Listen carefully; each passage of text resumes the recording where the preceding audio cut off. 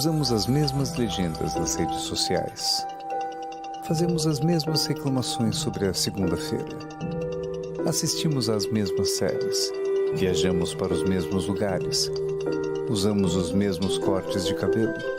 Fazemos os mesmos comentários nos almoços de família. Repensar o mundo é o que nos faz evoluir. Rede Sagrado, Colégio Sagrado Coração de Maria. O ontem, o hoje, o antes, o agora, o passado, o presente, o futuro, o tempo. Muitos ensinamentos que aprendi mudaram a minha vida. Essa história eu vivi quando viajei de Paris a Béziers, sul da França. Fui ao encontro de um homem, seus ideais e ensinamentos, o padre Jean Gaillac. Após esse encontro, eu já não sou mais o mesmo. O que ele falou permanece. Numa transposição de ciclo, seus ensinamentos conseguiram sobreviver, ultrapassar o tempo. Para além do tempo. Uma vivência com o padre Jean Gaillac. O novo livro de Amaro França.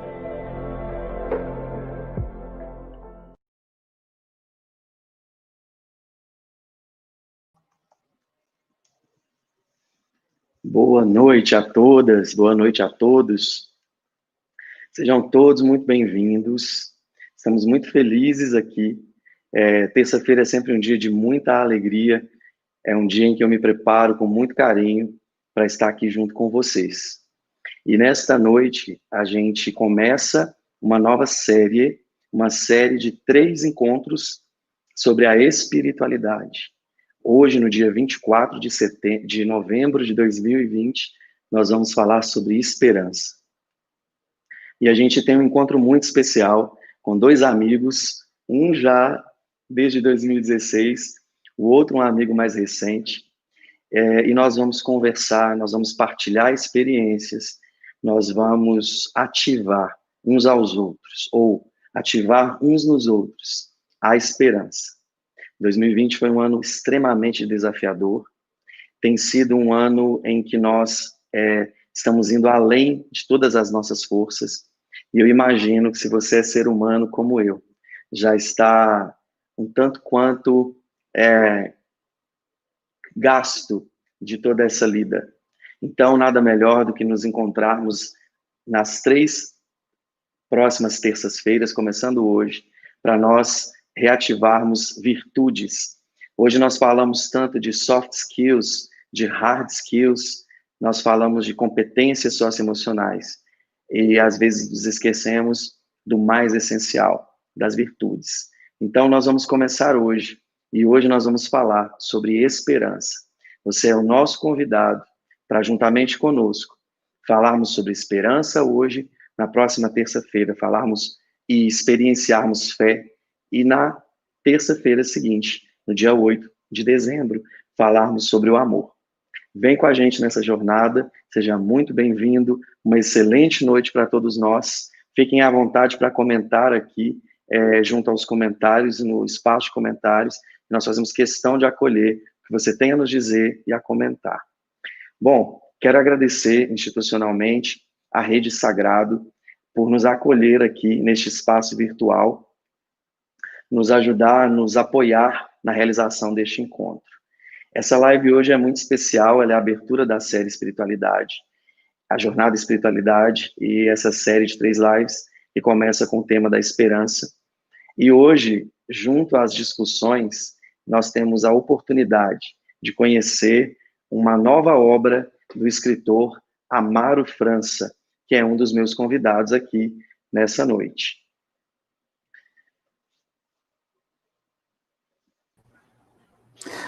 Professor Amaro, bem-vindo. Boa noite, querido amigo Newton. Boa noite ao Carlos que está no estúdio, ao meu querido irmão Ramalho, que daqui a pouco você vai apresentar. Boa noite a vocês que estão conosco, sintonizados, para a gente ter esse momento de discussão, de vivência, de aprofundamento sobre a dimensão da esperança. Eu perdi um time um pouquinho no início, eu gostaria que o Newton me situasse se o irmão Ramalho já foi apresentado ou não. Ainda não, Amaro. Comecei por você, fazendo um link com o nosso tema e com a obra que você traz e nos presenteia para além do tempo. E por isso também a nossa live hoje tem esse tema, Esperança para além do tempo. Junto com o Amaro, vamos conversar aqui nessa noite nós três, também o irmão Antônio Ramalho. Por favor, o irmão Antônio Ramalho vai aparecer aqui para cumprimentar vocês e desejar uma boa noite. Boa noite, Elenilson, boa noite, Amaro, boa noite a todos e todas que estão acompanhando. Eu estou aqui, digamos, o culpado é o Amaro, né? Que tinha esse momento, inclusive com o lançamento do livro dele, e aí ele se lembrou também de me trazer, de me dar essa carona para participar, o que eu faço com muito gosto, muito prazer. E aí também tive a alegria de conhecer o Elenilton e saber que somos quase vizinhos e vamos ainda nos encontrar. Estamos próximos um do outro aqui no bairro Copacabana, de Belo Horizonte, onde eu estou morando atualmente. Maravilhoso. Aqui só tem gente de Copacabana, né? O Amaro em Copacabana. Seja do Rio, seja de Belo Horizonte. E nós dois em Belo Horizonte. E todos conectados por algo muito maior, que transcende o espaço físico, que transcende até mesmo o tempo. E é sobre isso que a gente vai falar nessa noite, sobre a esperança. Hoje nos dando apoio aqui o Carlos. Carlos, muito obrigado. O Carlos Capetini está nos ajudando aqui com a parte técnica, com a operação das câmeras. Então, uma gratidão enorme a cada um, ao Amaro, ao professor Amaro França, ao irmão Antônio Ramalho, ao Carlos Capetini e a cada um de vocês que está aqui fazendo parte com a gente dessa noite, renovando a nossa esperança. Vamos juntos, então. Eu quero deixar esse primeiro momento, pessoal, vocês aqui, depois desse boa noite, dessas boas-vindas, dizer que, mais uma vez, cada um que está aqui nos honra muito com a presença e manda esse link, convida outras pessoas, vamos compartilhar a esperança, vamos transbordar a esperança. É o que acredito, a gente está precisando bastante nesse nosso tempo. Bom, eu quero convidar o meu amigo, Amaro, você foi muito aclamado na última live que nós fizemos juntos. Eu trago vários abraços mineiros para você, da Rejane, a minha amiga, que é bibliotecária, que é uma pessoa maravilhosa, enfim, da Débora Aquino, várias pessoas com as quais nós fomos nos conectando. Amaro, seja muito bem-vindo e fique à vontade para trazer para nós a sua abordagem sobre a esperança. Por favor, meu amigo.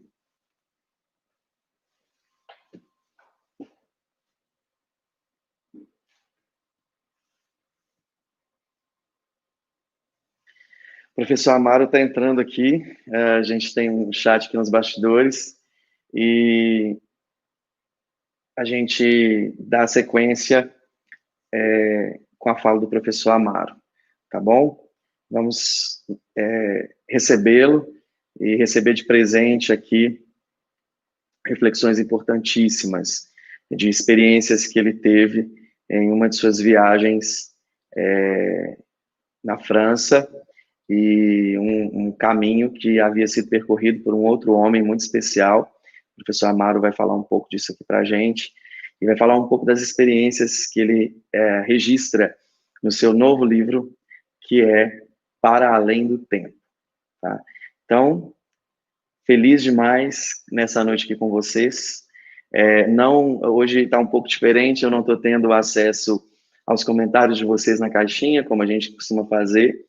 Estou me adaptando, estou reaprendendo, e eu acredito que neste novo formato nós conseguiremos chegar a muito mais pessoas em plataformas diferentes, tá bom? Então, há sempre um passo adiante, há sempre um passo de melhora. O Amaro está aqui com a gente, e sem delongas eu passo para o Amaro dar continuidade. Por favor, meu amigo, vem para cá. Agora, gente, eu vou falar um negócio para vocês. Nós que estamos nos bastidores aqui, vocês não têm ideia do que está acontecendo. Eu estou já usando, a terceira ferramenta. Eu usei um Chromebook usei um outro laptop e começou a falhar, tive que ir para o celular, mas acredito que a gente agora está conectado.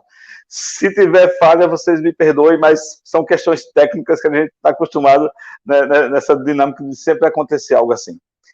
Primeiro, eu queria dizer, antes de qualquer coisa, né, depois desse esclarecimento, a minha necessidade de fazer um registro aqui, porque às vezes a gente tem a prática de homenagear as pessoas ou de dizer que as pessoas são importantes para a gente, quando essas pessoas já partiram dessa dimensão aqui, onde a gente habita, né, desse planeta, foram para outra dimensão, aí a gente faz toda aquela alusão à pessoa.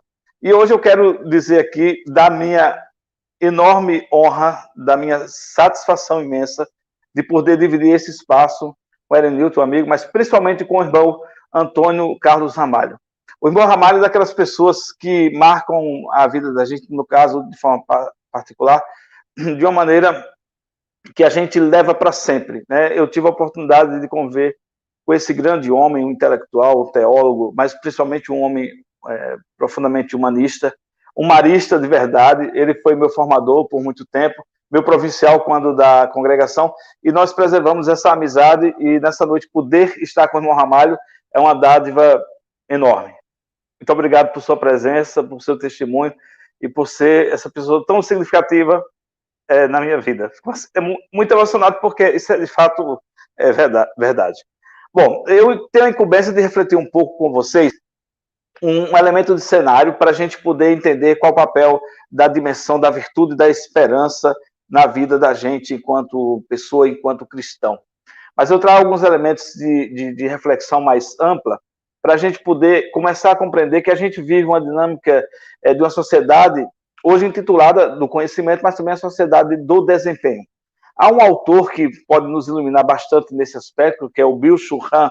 Ele é um coreano, na verdade naturalizado alemão, e o Byung-Chul Han tem uma série de estudos de aprofundamento sobre como impacta essa realidade da sociedade dita do desempenho, que não é uma sociedade até então, é uma sociedade dita muito mais do aspecto disciplinar, e agora é uma sociedade que a gente tem um elemento valoroso do desempenho. Parece que a gente tem um elemento que saímos daquela questão do sujeito da obediência e entramos no elemento do desempenho, de produção, e parece que só tem valor quem realmente produz e produz muito. São chamados que nós somos empresários de nós mesmos, né? E aí esse elemento tem um elemento interessante, porque o que se adota agora é um paradigma, dito paradigma do desempenho. Ele é da proatividade, ele é da velocidade, mas ele vai gerando uma certa inconsciência, um elemento inconsciente social, de maximizar a produção e de, muitas vezes, desrespeitar aquilo que é essencialmente humano. Nós somos sujeitos chamados de multitarefas, a gente está interconectado, a gente está ligado a diversas coisas ao mesmo tempo. Por exemplo, eu estou falando com vocês aqui e, ao mesmo tempo, tentando ajustar a minha plataforma de base aqui do celular, que insiste em descer um pouco. Mas esse multitarefismo se dá quando a gente está respondendo por um smartphone, está tratando uma outra pessoa que chega perto da gente, que a gente nem, de fato, dá atenção. Estamos interconectados em uma série de coisas ao mesmo tempo. Então, a nossa mente fica com excesso de estímulos, né? Nós temos multifacetado o nosso pensamento e, ao mesmo tempo, com uma série de estímulos. Esse elemento vem, de certa forma, fragmentando a nossa visão. Em vez de nós termos uma visão como todo, como um sujeito com o seu papel dentro da sociedade, a gente tem uma visão fragmentada. E há um imperativo que permeia essa dinâmica social da dita sociedade do conhecimento ou da sociedade do desempenho, na visão do Byung-Chul Han, que é uma pressão por mais desempenho.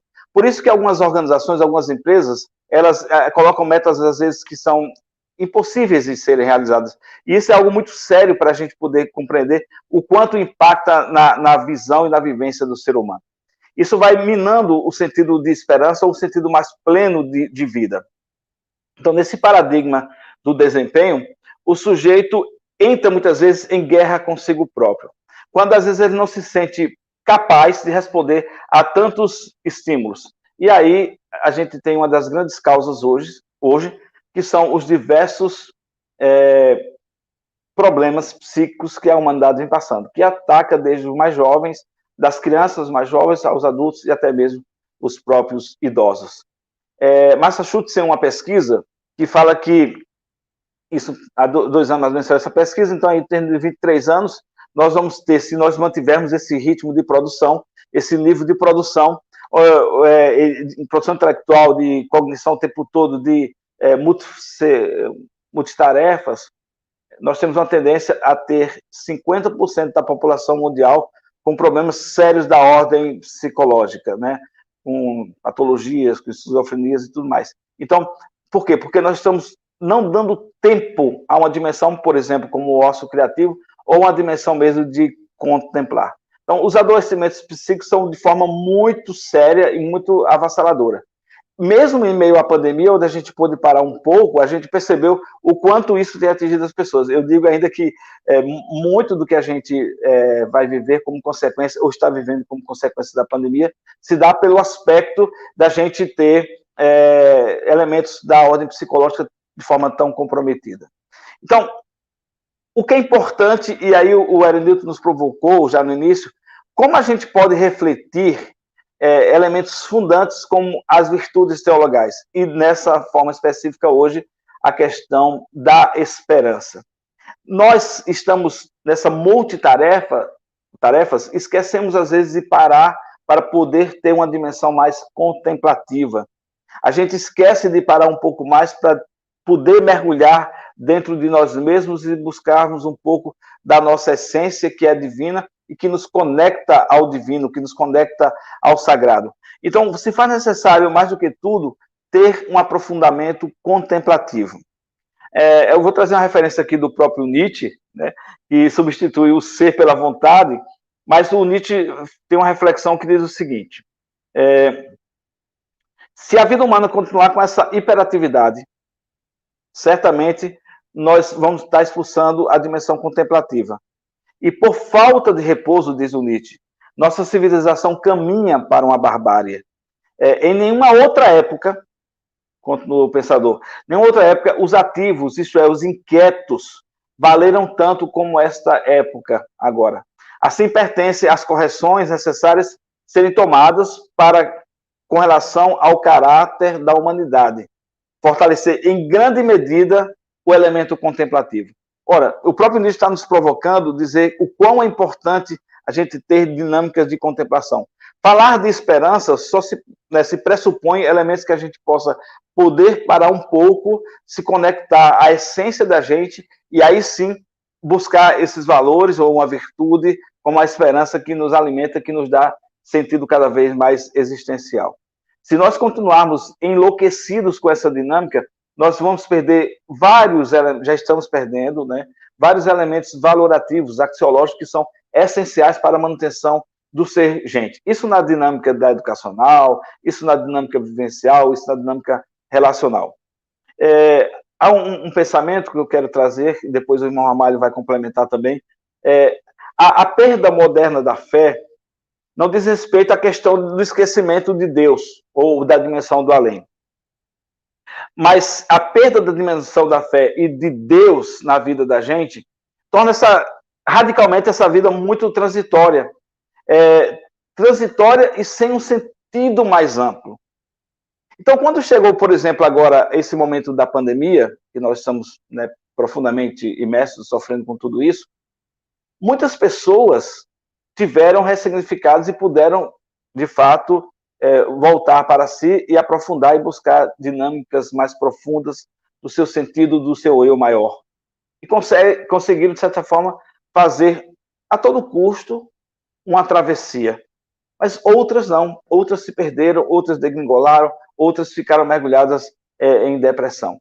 Então, nesse tempo desafiador, se alimentar da esperança, buscar a esperança, e a gente vai poder aprofundar um pouco mais à frente, depois da reflexão do irmão Ramalho, de como essa esperança se manifesta na dinâmica do sentido junto com a fé e com o amor, e quão ela é importante para que possamos nos manter vivos, alegres e buscando ser felizes. Aqui fica um pouco da minha primeira reflexão e devolvo a palavra ao Erenilton.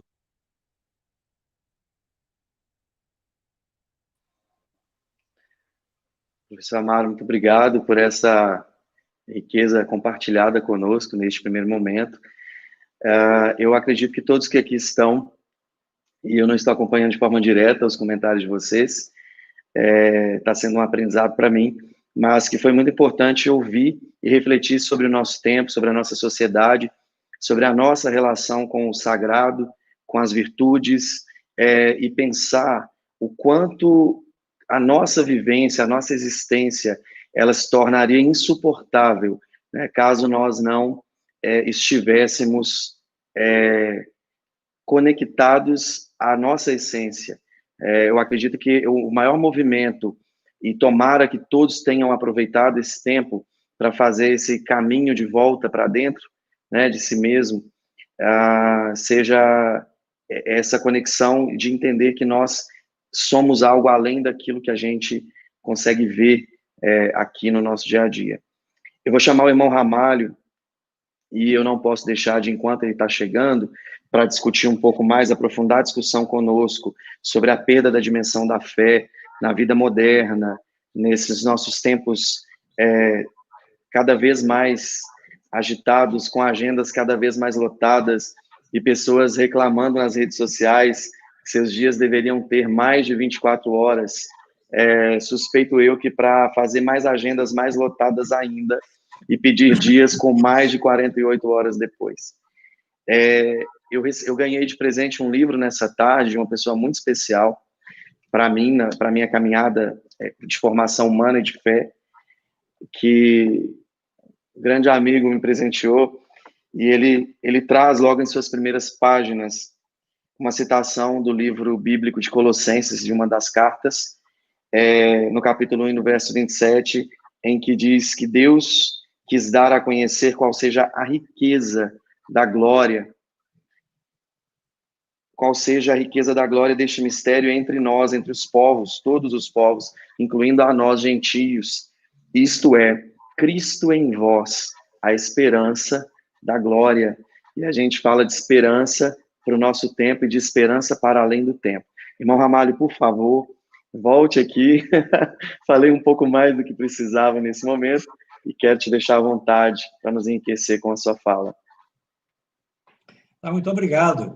Eu gostaria de começar também agradecendo ao professor Amaro pelas palavras que ele disse no início. E é verdade que eu estou aqui, já disse no começo, é por causa dele, não é? Que me chamou, e eu faço, de fato, com muita satisfação, pelo que já vivemos juntos. Ele já fez menção a isso, não é? E já mencionou que eu sou marista, sou religioso, irmão.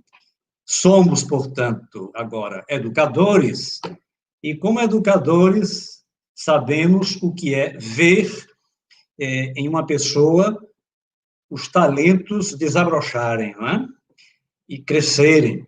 E é o que eu vejo em você, Amaro, e me sinto muito feliz, né, e admiro muito, né, a sua caminhada, e vendo hoje você também no mundo da educação. Tive a ocasião, inclusive, de visitá-lo no Colégio Sagrado Coração de Maria, o Sacré-Cœur, de Copacabana, no Rio, já que eu estou falando aqui da Copacabana de Belo Horizonte.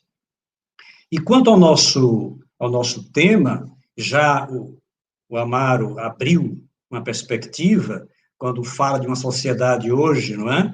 Tão fragmentada, de multitarefas, de velocidade, né? Em que conta muito o desempenho. E nesse contexto, não é? Como é que fica a questão da fé, da esperança, dizia agora há pouco, não? O Ellen Newton, né? E quando eu pensava nesse tema, me veio uma expressão que vem de um outro grande educador, que é o Edgar Morin, quando ele fala, nesses tempos de hoje, da importância de viver um grande regresso à vida interior.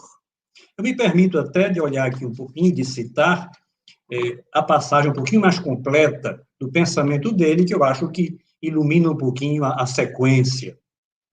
Porque Morin usa muito a imagem da metamorfose para descrever esse tempo de mudanças que estamos vivendo. mudanças que se produzem na nossa sociedade, e a que fez já alusão o Amaro, na introdução dele. Então, ele diz assim, é preciso começar de novo. De fato, tudo começou, mas sem que nos tenhamos dado conta. Estamos nos começos, modestos, invisíveis, marginais, dispersos, pois já existe em todos os continentes uma efervescência criativa, uma multidão de iniciativas locais no sentido de regeneração econômica, social, política, cognitiva, educacional, ética ou de reforma da vida. Não deixa de ser já aqui uma expressão de uma esperança da parte de Morin, eu diria assim, esperança na humanidade, para não ficarmos somente numa visão talvez superficial das coisas, né? Do que é mais visível. Nesse processo de metamorfose, então, continua Morin, o objetivo já não é, fundamentalmente, o desenvolvimento dos bens materiais, a eficácia, a rentabilidade e o calculável, mas o retorno de cada um às suas necessidades interiores, o grande regresso à vida interior e a primazia da compreensão do próximo, o amor e a amizade. Eu me associo a essa, digamos, é uma profissão de fé, mas uma profissão de esperança da parte de Edgar Morin na nossa humanidade. E é muito importante a gente estar atento para reconhecer onde é que estão os sinais dessa realidade, dessa metamorfose em curso. Não é? Então, para isso, já que somos convidados a esse grande regresso à vida interior, creio que vale a pena só 2 palavrinhas sobre a interioridade. É algo que está dentro da gente, né? Interioridade. Né? Eu diria assim, será que nós temos realmente algo dentro da gente? Alguém dentro da gente?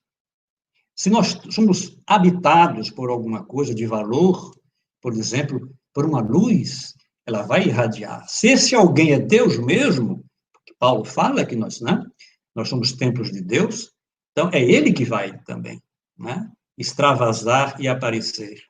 Quanto mais desenvolvemos e trabalhamos essa interioridade, mais nós somos pessoa, mais nós avançamos em nossa humanização para uma vida mais plena. Uma pessoa que cultiva pouco sua interioridade desenvolve pouco a sua personalização. Então, num contexto de hoje, como nós já vimos rapidamente caracterizado pelo Amaro, trabalhar a interioridade é habitar o próprio espaço interior, habitar em si mesmo, ou seja, é o contrário, ele está fora de si mesmo. O que acontece com muita gente, né? A evasão de si mesmo, do seu próprio eu, inclusive, o que cria, sabemos, né? Situações de muito vazio, e até mesmo, né? Crises e depressão. Intuímos, assim, que ter cuidado explícito, né, com a interioridade tem a ver com o desenvolvimento sadio das pessoas, né? Para isso, muito importante a experiência do silêncio, né? Podemos afirmar que, sem experiência pessoal da existência desse mundo interior, a espiritualidade se limitaria, então, a um verniz, conceitos mais ou menos bem formulados, que para nada contribuem para a transformação do ser humano. E eu citei espiritualidade. Então, realmente, falar da interioridade, da vida interior, é condição para depois a gente falar de espiritualidade. Espiritualidade que vai ser o terreno mais fértil para o crescimento, o desabrochar de uma esperança sólida, duradoura, que aponta para um horizonte de plenitude e de infinito. espiritualidade, a gente pode também entender de várias maneiras, não é? Mas, eu diria assim, aqui eu peço emprestado uma expressão que vem de um superior geral nosso, o Sean Salmon, norte-americano, ele tem umas ideias muito boas. Então, ele diz assim, o que é espiritualidade, senão aquilo que a gente faz com paixão? Então, a espiritualidade é muito mais um fogo perene, eu diria assim, um fogo de fé, de esperança, de amor, que deve arder dentro de nós. É muito mais isso do que uma subida vertiginosa numa escada de virtudes em que a pessoa, por esforço ou por mérito, vai galgando. Então, nesse sentido, os exercícios de piedade, por exemplo, falando de espiritualidade, se não existe uma paixão interior, esse fogo interior, isso não nos sustenta por muito tempo. É muito perigosa uma espiritualidade que se fixa somente em exercícios exteriores. Aqui, eu completando um pouquinho esse momento, eu trago também uma expressão que eu gosto muito, aliás, um autor muito conhecido e citado atualmente, português, né? Hoje cardeal, o José Tolentino. E ele, no seu livro A Mística do Instante, ele fala de uma mística de olhos abertos. Eu acho que é uma espiritualidade contemporânea. E ele, então, insiste muito que nós rezamos também com os nossos corpos, não é? Com a nossa realidade até biológica, e não apenas com a cabeça, com os pensamentos, não é? Então, a oração faz apelo a todos os sentidos. Ele desenvolve isso, né, no livro dele. E, então, um místico de olhos abertos, não é? Então, não se dirige a um Deus distante, mas vive na consciência de estar continuamente diante dele, diante do Senhor. Como dirá São Paulo, naquele discurso em Atenas, né? Porque nele, em Deus, nós vivemos, nos movemos e existimos. Se amamos a Deus, abraçamos o mundo, com toda a sua realidade, e a vida, na sua totalidade.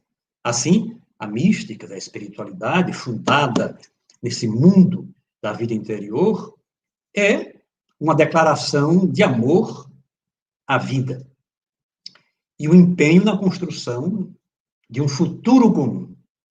Nada melhor para alicerçar aí uma verdadeira esperança, né?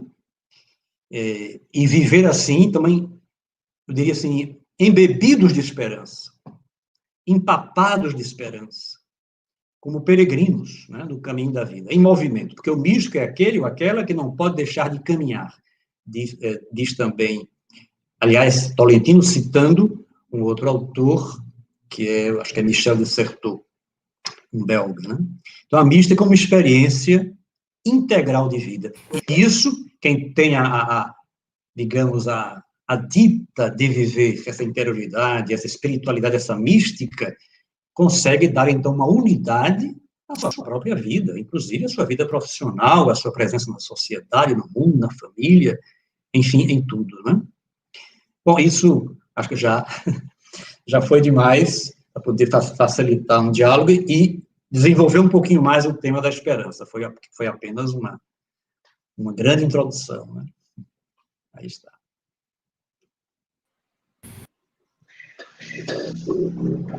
E a gente ouviria essa introdução sem a menor dificuldade por mais tempo. Nesse primeiro momento, o professor Amaro vai trazer alguns pontos e a gente vai ter as reflexões do professor Amaro, e na sequência, o irmão Ramalho. Então, a dinâmica vai ficar mais entre eles dois e no final eu volto para a gente poder discutir um pouco e fazer uma espécie de síntese dessas ideias. Professor Amaro, vamos continuar. Poder ouvir o irmão Ramalho, né, em sua sapiência, a gente fica como um discípulo todo ouvidos ao mestre. Mas o irmão Ramalho nos provoca a uma espiritualidade viva, a uma espiritualidade encarnada, a olhar um Deus que nos ama tanto, que se faz gente como nós, exceto no pecado de São Paulo, para poder nos dignificar. E às vezes a gente, enquanto Deus faz a escolha pela terra, a gente quer se elevar ao céu sem viver plenamente essa dinâmica terrena. Nós estamos num tempo realmente de travessia, e a espiritualidade é um dos elementos mais significativos. Nós fomos colocados no deserto pela força da pandemia, e aqui eu trago uma reflexão onde nós aprendemos, certamente, a esse cultivo interior como uma busca incessante de plenitude, de sentido, de interioridade, como usando a expressão que o irmão Ramalho nos alentou aí na sua reflexão. E na dinâmica da esperança, né, esperança como uma virtude, esperança no sentido, é o substantivo feminino, que é algo que traz esse sentido de confiança. Essa esperança ela é cultivada a partir de um olhar contemplativo, até um autor que diz assim, de educação do olhar, para que a gente possa, de fato, se conectar àquilo que é mais profundo e aí sim ir mais além. No sentido bíblico, a gente tem tantas referências sobre a esperança, mas eu gosto muito do texto de Lamentações, que diz assim, eis que trago na memória aquilo que me dá esperança. Esse fator é fundante, é que é uma experiência até mesmo profética da pessoa que se percebe na sua dinâmica histórica a ação do divino. Os milagres que vão acontecendo aos poucos e que nem sempre a gente percebe como Deus vai nos conduzindo. E trazer à memória aquilo que nos dá esperança aquece o coração para que a gente continue a ser semeadores de esperança. O cristão é, por essência, um ser de esperança. O cristão é, por essência, um outro Cristo e um fomentador de esperança. Acreditando nesse Cristo que se faz homem e que nos deixa uma proposta de reino, que nós caminhamos como se nós víssemos o invisível. E essa experiência de ter esperança, ela é uma experiência também concreta, é uma dinâmica, embora que é do pensamento que é elevado, do coração que arde, mas é uma experiência concreta. É no sentido, e aqui a gente já ouviu um comentário ou outro da professora Mana, que nos presenteia com sua presença, da professora Andréa, falando um pouco da referência do Mário Sérgio Cortella. O Cortella é muito feliz quando nos provoca dizendo que a tragédia do homem não é quando ele morre, a tragédia do homem é quando ele morre no sentido que é mais vivo dentro dele, que no caso, por exemplo, a perda da esperança. Aí sim, é necessário nesse momento resgatar, segundo o Cortella, a esperança do verbo esperançar. E antes de propriamente citar o texto ipsis verbo do Cortella, eu vi aqui um comentário quando alguém falou assim, a pedagogia da esperança de Freire, né, o papel de cultivar essa dinâmica da esperança a partir das práticas pedagógicas significativas. O educador, por excelência, é um ser de esperança, porque desde a dinâmica altruísta de se fazer doação a partir do conhecimento que ele cultiva, a partir do fomento da busca pela sabedoria, das interações que se dão no campo cognitivo, o educador é um ser que semeia esperança.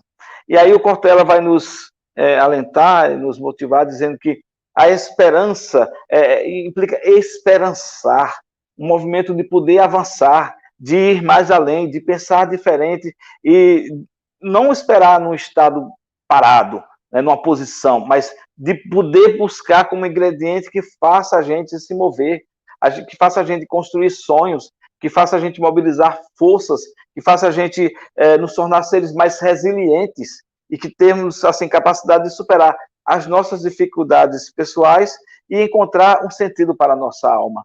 Esse é o sentido do verbo esperançar. É dessa esperança, da esperança paulina, que nos move, que faz com que a gente possa ir ao encontro e anunciar o evangelho que a gente quer falar hoje. De forma específica, me permitam a temática esperança para além do tempo, porque durante esse período de pandemia eu pude aprofundar uma vivência do carisma, do pensamento do padre Jean Gaillac, que é o fundador do Instituto das Religiosas do Sagrado Coração de Maria.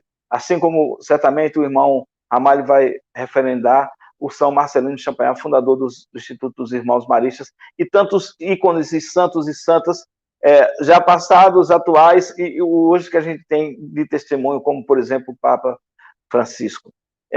Poder olhar para Jean Gaillac, contemplar que um homem que morreu há 130 anos, mas o seu pensamento é tão atual, me motivou a produzir essa obra, onde eu trato de forma assim meio ousada, um diálogo que é uma experiência que eu parto de Paris até a cidade de Béziers, e lá eu encontro com o padre Gaillac, e ele é um homem de esperança.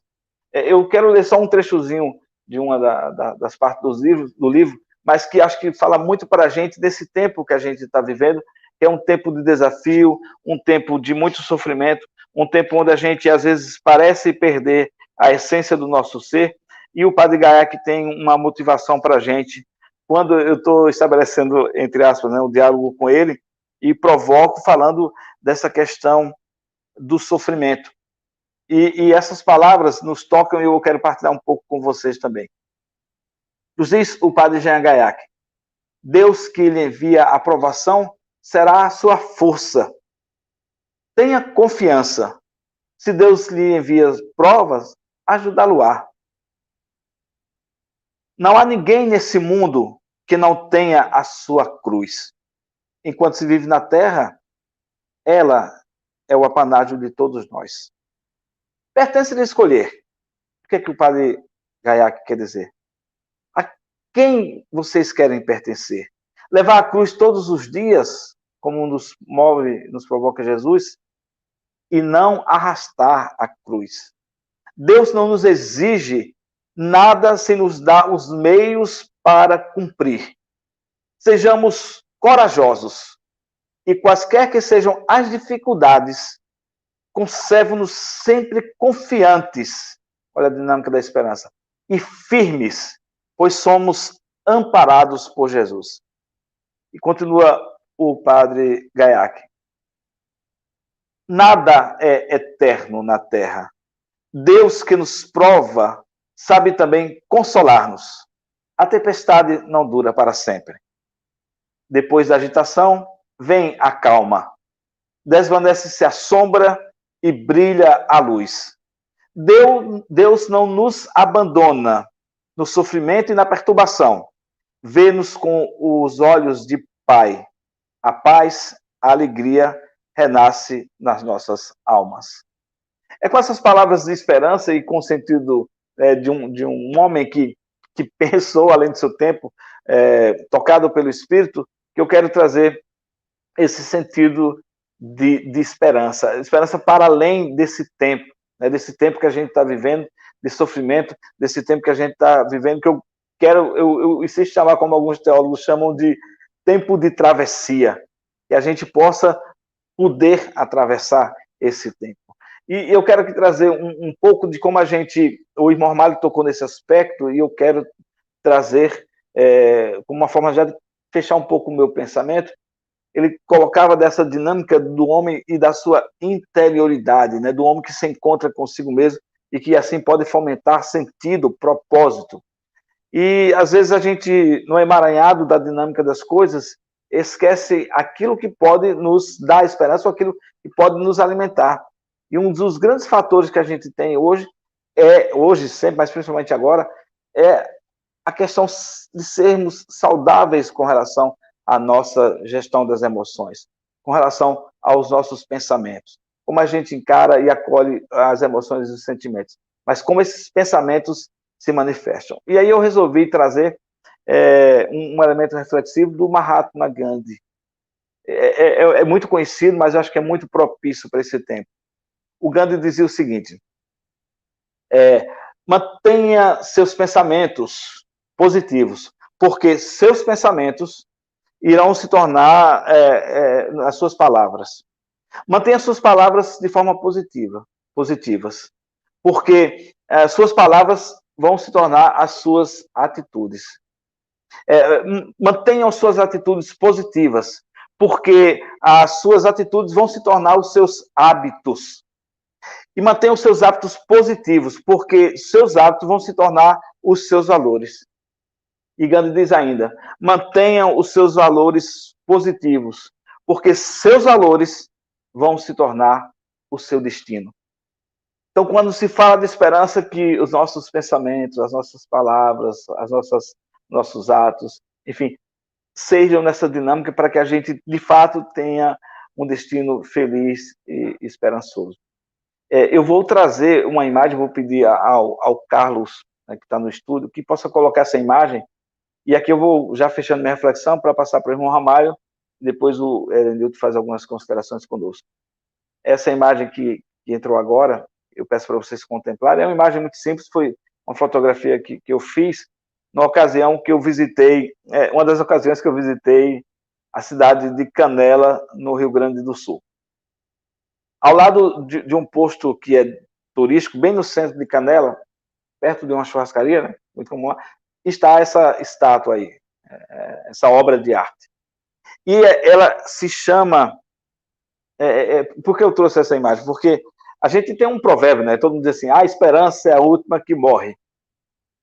E aí eu brincando, né, refletindo, disse assim, e aqui, lá, né, diante dessa imagem aí, é a primeira que nasce. Porque essa obra se chama Bebê Esperança. Né? Bebê Esperança, o Bebê Esperança. Então é com essa imagem que eu quero que a gente possa acalentar o bebê, a criança que está dentro do nosso coração, né? E tantas crianças que são sinais de esperança, para que a gente, como dizia, nos provocava o irmão Ramalho, para que a gente possa enxergar esses sinais e que a gente possa continuar cultivando essa dinâmica de espiritualidade, de esperança, e de uma esperança de esperançar comprometido com a humanidade, acreditando na humanidade, fazendo com que a humanidade possa avançar através dos nossos testemunhos, através daquilo que a gente semeia enquanto cristãos, nessa dinâmica de esperança. Olhando para o Cristo, que é a nossa verdadeira esperança. Amém.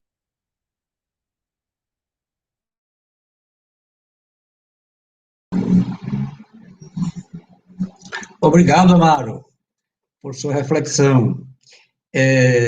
A esperança não engana, não decepciona, pois o amor de Deus foi derramado em nossos corações pelo Espírito Santo que nos foi dado. Quem diz isso não sou eu, é São Paulo, né? Escrevendo aos Romanos. A esperança não engana. Mas alguém poderá dizer, bom, mas será que isso é realista, não é? Isso de ter esperança no mundo como nós estamos? Será que não é um otimismo meio fácil, né? Claro que não pode ser qualquer esperança. E aqui é interessante, já foi lembrado, eu também tinha olhado isso, preparando um pouquinho essa noite, o famoso verbo esperançar, não é? E eu vi que, para Paulo Freire, esperançar significa, eu vejo aqui, se levantar, ir atrás, construir, não desistir. Esperançar é levar adiante, é juntar-se com outros para fazer de outro modo. Eu acho que tudo isso tem muito a ver com o realismo das coisas. Juntar-se, inclusive, né? Esperançar é não desistir e ter fé na vida. Isso me lembra também nosso superior-geral anterior, Noémile Turu, os seus escritos, uma vez ele fez essa pergunta, o que nós faríamos, de que seríamos capazes de fazer se não tivéssemos medo? O medo abafa, sufoca a esperança. No nosso caso, aí já foi dito pelo Amaro também, como cristãos, e Paulo acabou de recordar, onde é que se enraiza a nossa esperança? E aí, Santo Agostinho tem uma expressão muito interessante, que eu estava vendo também hoje, ele diz que há dois filhos da esperança, a indignação e a coragem. E também a irmã Emília quem cita essa parte Santo Agostinho. E só para situar um pouquinho, o mesmo Agostinho diz assim, indignação ao ver como as coisas estão. E coragem, para não permitir que continuem assim. Então, quando falamos de esperança, eu, pelo menos, entendo de esperança militante.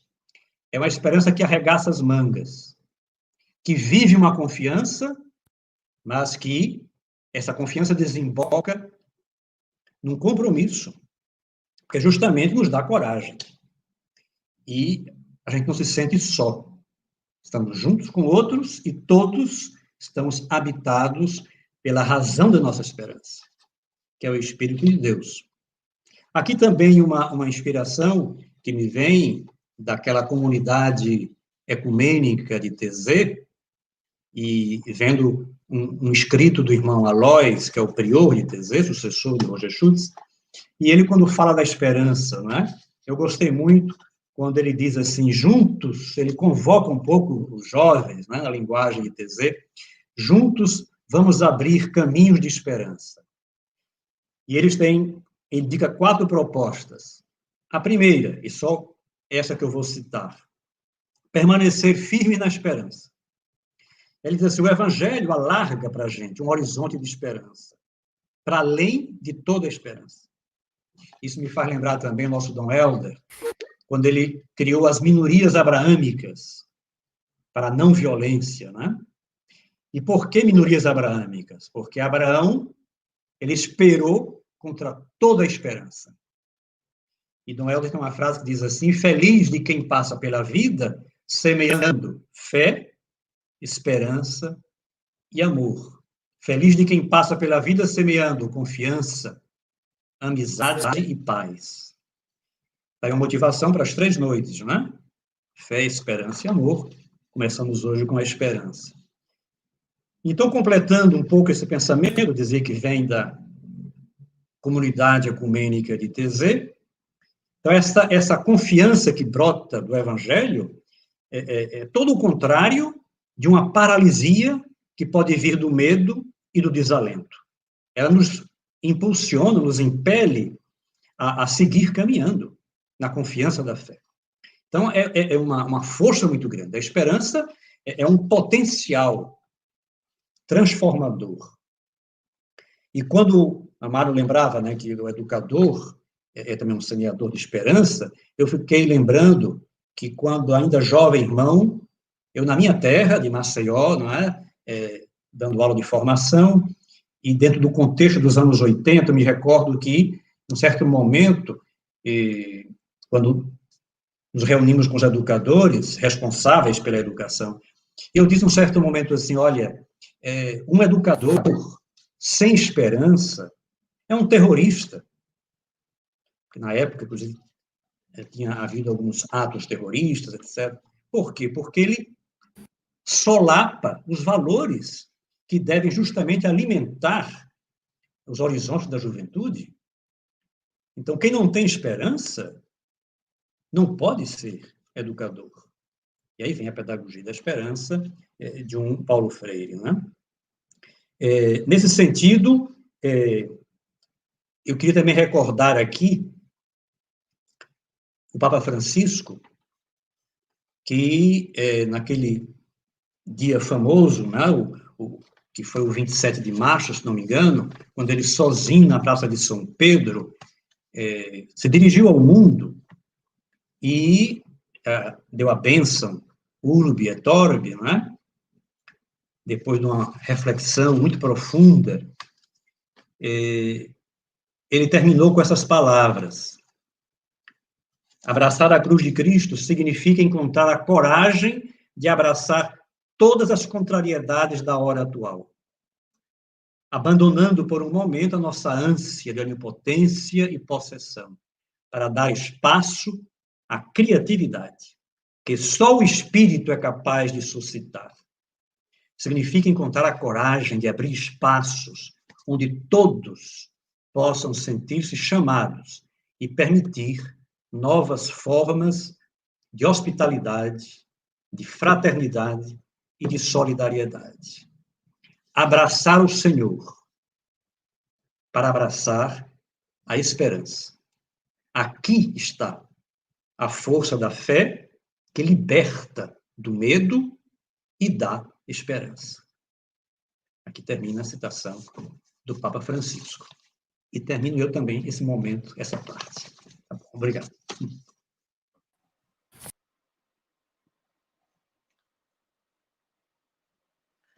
Bom, eu fico aqui como um aprendiz diante dos seus mestres, o meu mentor, né, por escolha minha, Amaro França, e agora para o hall dos amigos preciosos e para sempre, o irmão Ramalho. Ambos trouxeram de suas experiências e de sua espiritualidade, das suas vivências, das suas reflexões pessoais diante da palavra, diante do texto sagrado e diante de suas vivências, tanta riqueza, tanto conhecimento, tanta sabedoria para todos nós. Eu vou começar a fazer um desfecho, uma reflexão final sobre o que a gente conversou aqui, partindo de uma das últimas coisas que o irmão Ramalho trouxe, uma frase forte, marcante, que um educador que não tem esperança, ele é uma espécie de terrorista.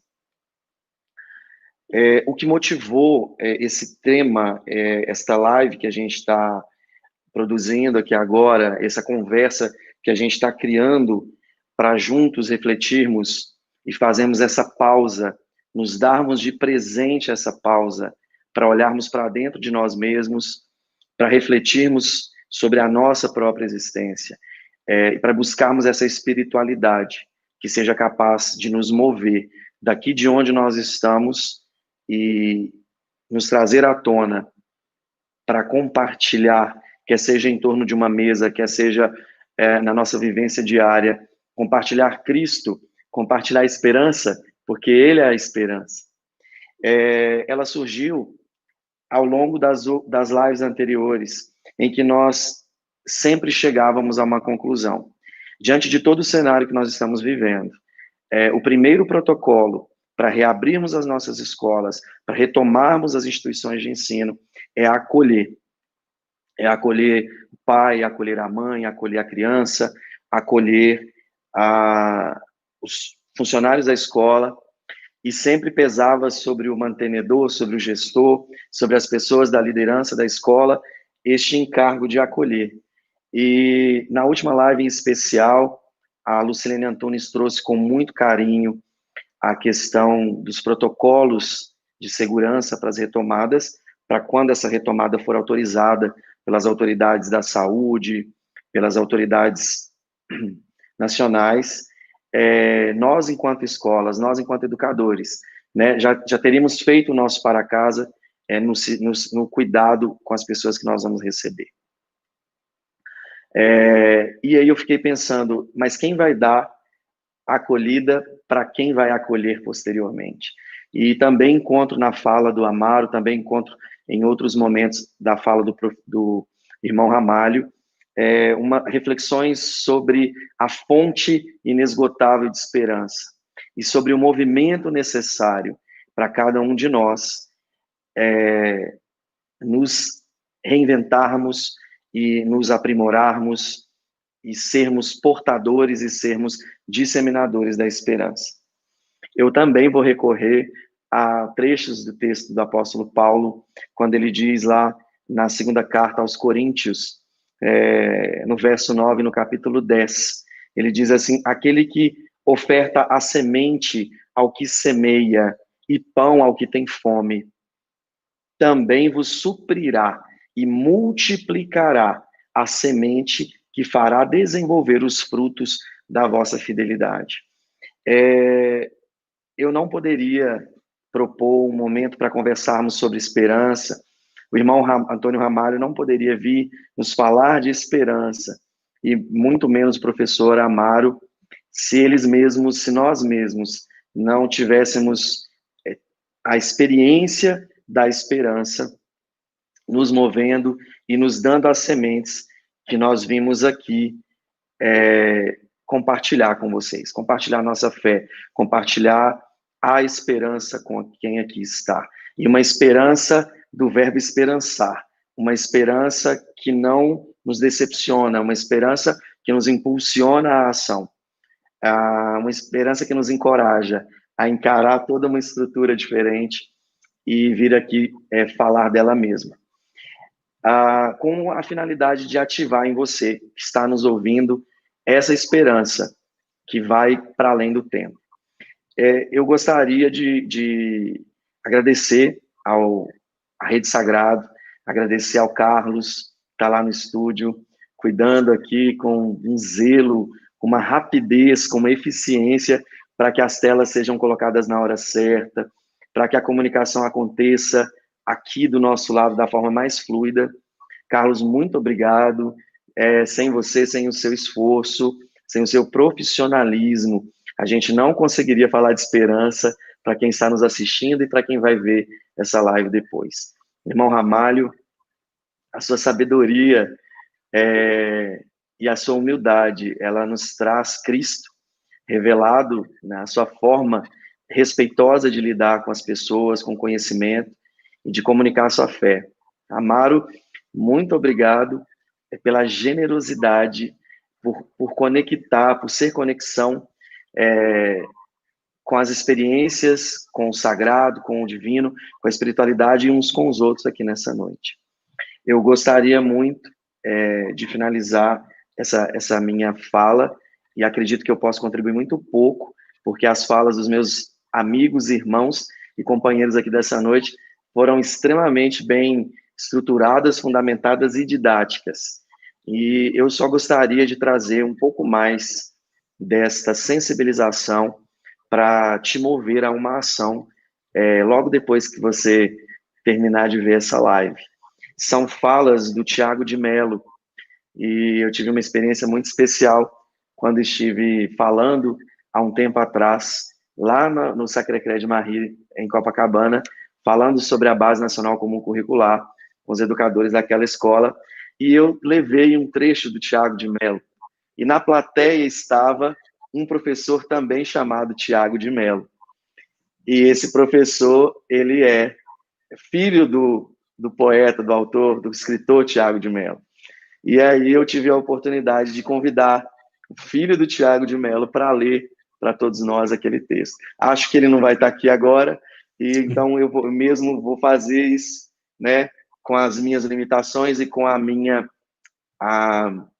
fé, com a esperança que eu tenho, e eu quero que você seja, meu desejo é que você seja tocado por essas palavras, que essas palavras te abracem onde você estiver, e que essas palavras façam ativar dentro de você toda a esperança que não vem de mim e de nenhum de nós aqui, que como instrumentos estamos conversando com você nessa noite, mas vem da fonte inesgotável do Criador. E Tiago de Mello diz assim: faz escuro, mas eu canto, porque amanhã vai chegar. Vem ver comigo, companheiro, a cor do mundo mudar. Vale a pena não dormir para esperar a cor do mundo mudar. Vem o sol, quero alegria, que é para esquecer o que eu sofria. Quem sofre fica acordado, defendendo o coração. Vamos juntos, multidão, trabalhar pela alegria. Amanhã é um novo dia. E que esse amanhã, esse novo dia, que Drummond, lá num pós-guerra de 45, semelhante ao momento que a gente está vivendo aqui hoje, em que o medo tende a paralisar os homens, ele nos conclamou para que nós fôssemos juntos e de mãos dadas. É esse o convite, é essa conclamação que eu faço, junto com os meus 3 amigos, que eu tenho a alegria imensa de compartilhar esse momento aqui com vocês.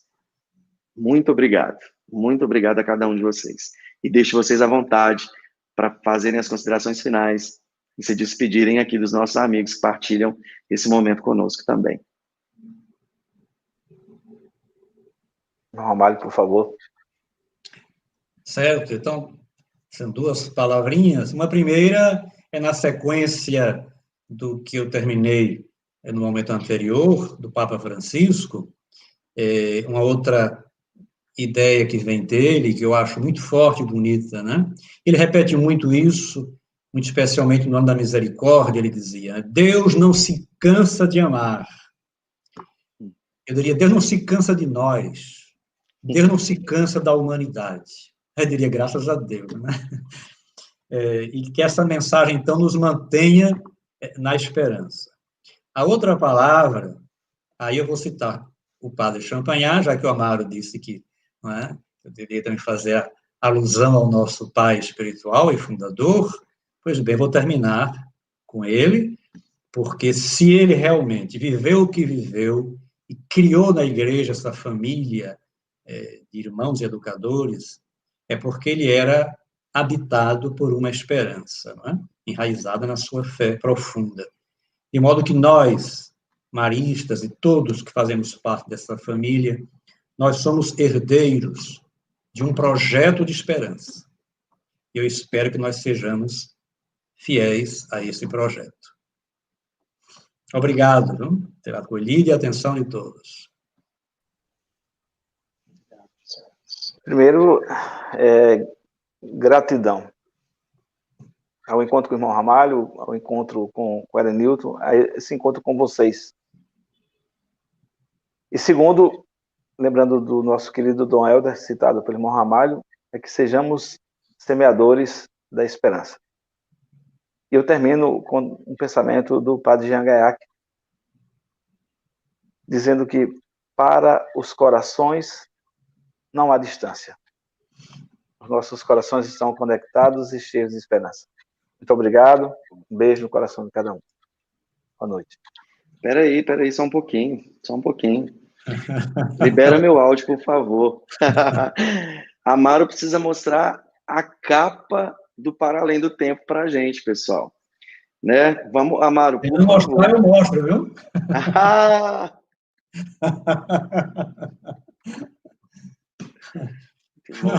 Eu mostrei primeiro, né?